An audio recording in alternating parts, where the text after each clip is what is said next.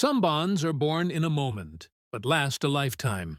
Before we continue the story, make sure to like the video and subscribe to our channel for amazing stories. So let's begin. In the quiet town of Windsor, Ontario, nestled near the banks of the Detroit River, one such bond was about to defy time, distance, and even fate itself. Sophie Lane had always lived a peaceful life. She was a librarian at the Windsor Public Library, a lover of stories and solitude. She enjoyed the rhythm of the seasons, spring tulips in Jackson Park, golden leaves in autumn, the hush of snowfall in winter. But nothing brought her more joy than her companion, Julio, a cat who wasn't just a pet, but her soulmate in feline form. 12 years earlier, on a sun-dappled spring morning, Sophie's life had changed forever. Her best friend, Laura, had dragged her to the Windsor-Essex County Humane Society just to look. Sophie had no plans to adopt, but as she strolled through the rows of mewing kittens and sleepy cats,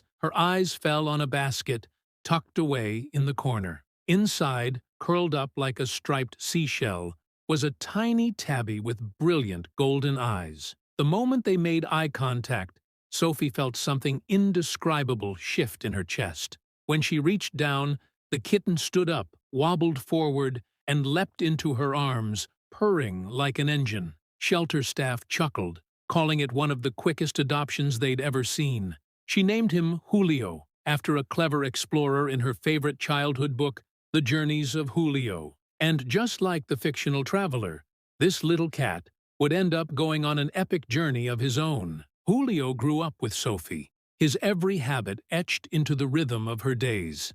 He would sit in the window waiting for her to come home, greet her at the door with chirps and meows, and sleep curled on her pillow, his purr syncing with her heartbeat. On weekends, they'd laze on the couch together, Sophie reading aloud while Julio dozed against her side.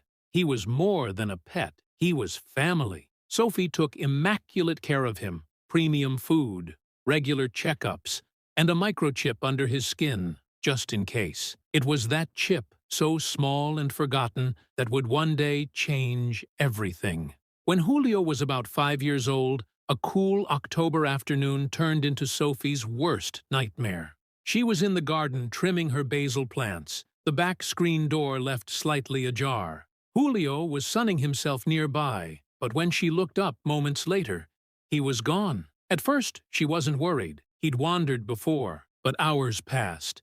And then, night fell. Panic set in. Sophie searched the streets by flashlight, calling his name until her voice cracked. She put up posters, handed out flyers, contacted shelters, and updated his microchip information. Every morning she checked online lost pet listings. Every evening she left food on the porch. But Julio never returned. Christmas came and went, the small silver bell she had tied with his name on the tree echoing like heartbreak. Friends encouraged her to adopt another cat, but she couldn't. Julio wasn't replaceable. He wasn't lost. He was missing, and deep down, a part of her still believed he would come back. Years passed. Sophie eventually moved to a smaller home near the city center, but she kept the same phone number, just in case. Sometimes she dreamed of him, curled up on her lap again, waking with tears she couldn't explain. Then, one gray morning in March, her phone rang. "This is the Windsor-Essex County Humane Society," the voice on the line said. "We've found a cat. He's older, in rough condition, but we scanned him. His microchip led us to you." The name hit Sophie like a thunderclap. Julio. She didn't ask questions. She grabbed her coat and keys and drove through the misty streets, her heart pounding like a drum. At the shelter, they led her into a quiet room. In a cage sat a frail, matted tabby. His fur was patchy, one ear torn, and one eye cloudy with damage. He looked ancient, broken. But when Sophie knelt and whispered, "Julio," the cat stirred. He sniffed the air, his good eye narrowing, a raspy purr rising from his chest like a forgotten song. When he stumbled to the bars and pressed his face into her trembling hand, the shelter staff stepped back, silent tears rolling down their cheeks. Sophie wept as she cradled him, feeling his thin body melt into her arms. "You're home," she whispered. The vet warned her Julio was severely malnourished, had untreated infections, dental issues, and likely needed surgery for his eye. His age and health made recovery uncertain. "I'll do whatever it takes," Sophie replied. She brought him home to a soft bed in the corner of her bedroom, surrounded by old toys she'd never thrown away. For the first few days, he could barely eat, and Sophie had to feed him with a syringe. She read aloud to him, her voice a familiar anchor in a world that had likely felt cruel and strange to him for years. Gradually, Julio began to respond.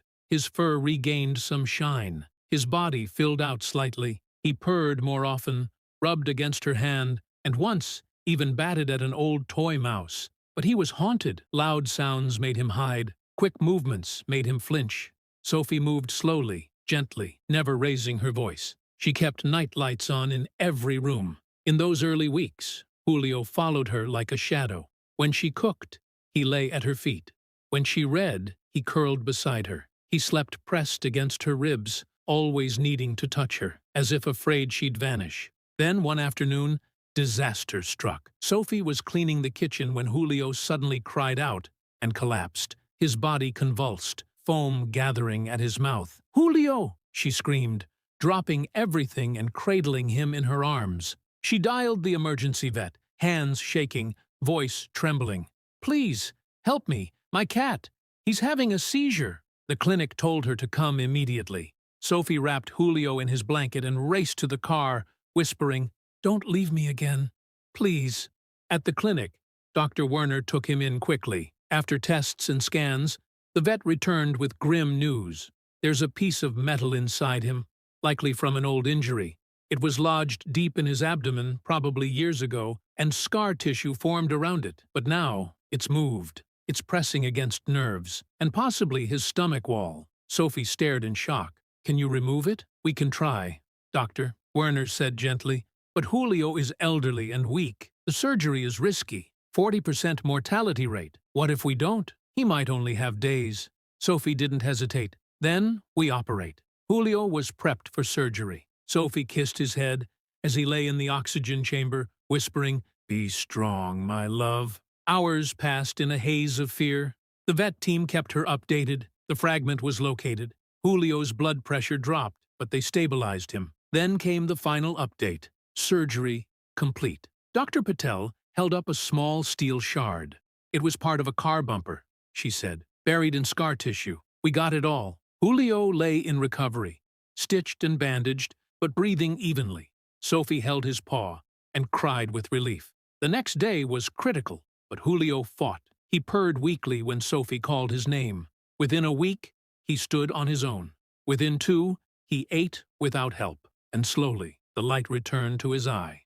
He was never the same spry kitten from years ago, but he didn't need to be. He was wiser, gentler, and somehow even more loving. Sophie made every moment count. Life resumed, tender and joyful. Sophie reconnected with friends, even began seeing a kind man named Evan, who volunteered with animal rescues.